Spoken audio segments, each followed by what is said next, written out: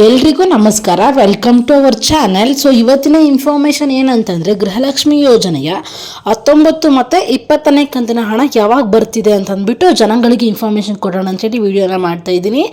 ಈ ವಿಡಿಯೋ ಸ್ವಲ್ಪ ಯೂಸ್ಫುಲ್ ಆಗಿದ್ದರೆ ಚಾನಲ್ನ ಸಬ್ಸ್ಕ್ರೈಬ್ ಮಾಡ್ಕೊಳ್ಳಿ, ಹಾಗೆ ಇವತ್ತಿನ ವಿಡಿಯೋಗೆ ಒಂದು ಲೈಕ್ ಕೊಡಿ. ಫಸ್ಟು 18ನೇ ಕಂತಿನ ಹಣ ಈಗಾಗಲೇ ಎಲ್ರಿಗೂ ಕೂಡ ಜಮಾ ಆಗಿದೆ. ಏಪ್ರಿಲ್ 1ನೇ ತಾರೀಕು ನಾನು ನಿಮ್ಗೆ ಹೇಳಿದ್ದೀನಿ. ಸಪೋಸ್ ಏನಾದರೂ ಬಂದಿಲ್ಲ ಅಂತಂದರೆ ಬ್ಯಾಂಕ್ ಅಕೌಂಟ್ನ ಚೆಕ್ ಮಾಡ್ಕೊಳ್ಳಿ ಅಥವಾ ಬ್ಯಾಂಕ್ ಡೀಟೇಲ್ಸ್ನ ತೊಗೊಂಡು ಚೆಕ್ ಮಾಡಿ ಅಂತ ಹೇಳಿ ಇದ್ರ ಬಗ್ಗೆ ಹೇಳಿದ್ದೀನಿ. ಯಾರಿಗಾದ್ರೂ ಇನ್ನೂ ಕೂಡ 18ನೇ ಕಂತಿನ ಹಣ ಅಂದರೆ ಜನವರಿಯ ಹಣ ಇನ್ನೂ ಕೂಡ ಬಂದಿಲ್ಲ ಅಂತಂದರೆ ಪ್ಲೀಸ್ ಕಮೆಂಟ್ ಮಾಡಿದರೆ ನಾನು ಚೆಕ್ ಮಾಡ್ತೀನಿ. ಸೊ ನೆಕ್ಸ್ಟ್ ನಾವು ನೋಡೋದಾದರೆ 19ನೇ ಕಂತಿನ ಹಣ, ಅದು ಫೆಬ್ರವರಿ ತಿಂಗಳ ಹಣ. ಸೊ ಫೆಬ್ರವರಿ ತಿಂಗಳ ಹಣ ನಮಗೆ ಮಾರ್ಚಲ್ಲಿ ಬರಬೇಕಿತ್ತು. ಸೊ ಮಾರ್ಚ್ನ ಹಣ ನಮಗೆ ಏಪ್ರಿಲ್ ಬರಬೇಕಿತ್ತು. ಸೊ ಇದೇ ತಿಂಗಳಲ್ಲಿ ಇವಾಗ ಏನು ಹೇಳ್ತಿದ್ದಾರೆ ಅವರು, 18 ಮತ್ತು 19 ಮತ್ತು 20 ಅಂದರೆ ಫೆಬ್ರವರಿ ಮತ್ತು ಮಾರ್ಚ್ ಎರಡೂ ಕೂಡ ಈ ತಿಂಗಳಲ್ಲೇ ಹಾಕಬೇಕು. ಸೊ ಹಾಕ್ತಾರಾ ಈ ತಿಂಗಳು ಅನ್ನೋದು ಎಲ್ಲರೂ ಡೌಟ್. ಯಾಕಂದರೆ ಒಂದೇ ಸರಿ 4,000 ಬರೋದೆಲ್ಲ ಸುಳ್ಳು. ಈಗಾಗಲೇ ಹೇಳಿದ್ದೀನಲ್ವ, ಬೇರೆ ಯೂಟ್ಯೂಬ್ ಚಾನಲ್ಗಳಲ್ಲಿ ಸುಮ್ಮನೆ ಹೇಳ್ತಾರೆ 4,000 ಒಟ್ಟೊಟ್ಟಿಗೆ ಬರುತ್ತೆ ಅಂತ, ಬಟ್ ಆ ಥರ ಎಲ್ಲ ಬರೋದಿಲ್ಲ ಅಂತ ಹೇಳಿದ್ದೀನಿ.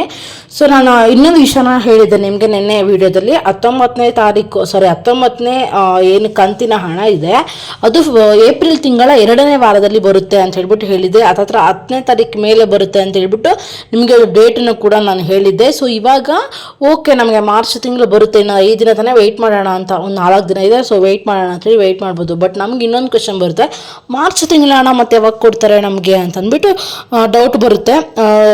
ನಾನೇನು ಹೇಳಕ್ಕೆ ಬರ್ತಿದೆ ಅಂತಂದರೆ, ಒಂದೇ ಸರಿ ಬರೋಲ್ಲ, ಬಟ್ ಏಪ್ರಿಲ್ ತಿಂಗಳಲ್ಲೇ ನಮಗೆ 2 ಕಂತಿನ ಹಣ ಕೂಡ ಕ್ಲಿಯರ್ ಮಾಡ್ತೀವಿ ಅಂತ ಹೇಳ್ಬಿಟ್ಟು ಇಲ್ಲಿ ಲಕ್ಷ್ಮೀ ಹೆಬ್ಬಾಳ್ಕರ್ ಮೇಡಮ್ ಅವರೇ ತಿಳಿಸ್ಕೊಟ್ಟಿದ್ದಾರೆ. ಸೊ ಈಗಾಗಲೇ ನಮಗೆ 19ನೇ ಕಂತಿನ ಹಣ ನಮಗೆ ಬಂದು ತಲುಪೋದಕ್ಕೆ 2,500 ಕೋಟಿ ಹಣವನ್ನು ಅವರು ಈಗಾಗಲೇ ಫೈನಾನ್ಷಿಯಲ್ ಡಿಪಾರ್ಟ್ಮೆಂಟ್ಗೆ ಕೊಟ್ಟಿದ್ದಾರೆ.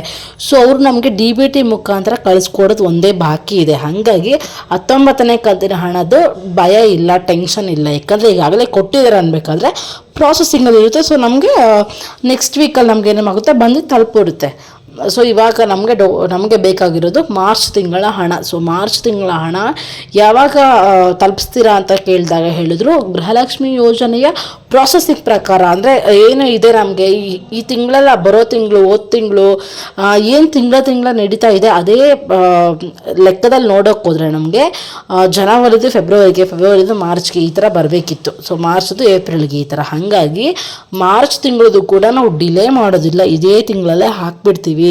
ಇನ್ನೂ ಡಿಲೇ ಮಾಡೋಕ್ಕಾಗಲ್ಲ, ಬಿಕಾಸ್ ಅವ್ರದ್ದೇನೋ ಸ್ವಲ್ಪ ಆಕ್ಸಿಡೆಂಟು ಅದು ಸ್ವಲ್ಪ ವಿಚಾರಗಳೆಲ್ಲ ಆಗಿ ಅವ್ರ ಕೈಲಿ ಸರಿಯಾದ ಟೈಮ್ಗೆ ಹಾಕೋಕ್ಕಾಗಿಲ್ಲ. ಬಟ್ ಅದಕ್ಕೆ ಹೋದ ತಿಂಗಳು ಅದ್ರದ್ದು ಬಾಕಿ ಹಿಂದೆ ತಿಂಗಳೆಲ್ಲ ನೋಡ್ತಾ ಹೋದರೆ ಎಲ್ಲ ತಿಂಗಳು ಕೂಡ ಅವರು ಕರೆಕ್ಟಾಗಿಯೇ ಹಾಕ್ತಾ ಬಂದಿದ್ದಾರೆ. ಒಂದು 2-3 ಡೇಸ್ ಹೆಚ್ಚು ಕಮ್ಮಿ ಆಗೋದುಂಟು. ಅಷ್ಟು ಕೋಟಿ ಜನಗಳಿಗೆ, ಫಲಾನುಭವಿಗಳಿಗೆ ಒಂದೇ ಸರಿ ಹೋಗಬೇಕು ತಲುಪಬೇಕು ಅಂದರೆ ಕೆಲವೊಂದು ಇಶ್ಯೂಸ್ ಎಲ್ಲ ಬರುತ್ತೆ. 2-3 ಡೇಸ್ ಲೇಟು ಹೆಚ್ಚು ಕಮ್ಮಿ ಆಗುತ್ತೆ, ಆದರೆ ಅವರು ತಲುಪಿಸಿ ಕೊಟ್ಟಿದ್ದಾರೆ. ಅದೇ ಥರ ಇದನ್ನು ಕೂಡ ಹೇಳಿದ್ದಾರೆ. ಮಾರ್ಚ್ ತಿಂಗಳ ಹಣ ಅಂದರೆ 20ನೇ ಕಂತಿನ ಹಣವನ್ನು ಅವರು ಇದೇ ತಿಂಗಳು ಏಪ್ರಿಲ್ 20ನೇ ತಾರೀಕು ಮೇಲೆ ಬಿಡುಗಡೆ ಮಾಡ್ತೀವಿ ಅಂತ ಹೇಳಿದ್ದಾರೆ.